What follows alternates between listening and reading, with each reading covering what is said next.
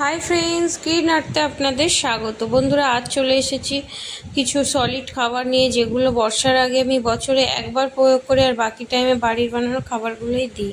অতিরিক্ত খরচ করে গাছ করা আমার পছন্দ না, বা আমি সেটা চাই না যে অনেক খরচ করে গাছ বা বাগান করি। একদমই কম খরচে বাগান করা পছন্দ করি, তাই বছরে একবার আমি এই খাবারগুলো আনি। 2 কিলো নিয়েছি সরিষার খোল, 1 কিলো শিংকুচি, 2 কিলো হাড় গুঁড়ো, 500 জিয়ার দানা, 500 বাদাম খোল, এইভাবে সমস্ত নিয়েছি। প্রত্যেকটা আমি যখন রেডি করব, মিক্স খাবার তৈরি করে গাছে দেবো, সেই ভিডিও আপনাদের সাথে শেয়ার করব। তো আপনারা কারা কারা এইভাবে সলিড খাবার দেন বর্ষার আগে অবশ্যই জানাবেন। আর এগুলো তো মিক্স করার সময় আপনাদের সাথে শেয়ার করব কোনটা কতটা পরিমাণে দিচ্ছি।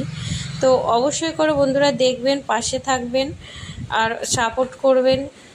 আর অনেক অনেক গাছ লাগান আপনাদের বাগানে। ভালো লাগলে প্লিজ সাবস্ক্রাইব করুন, ফলো করুন।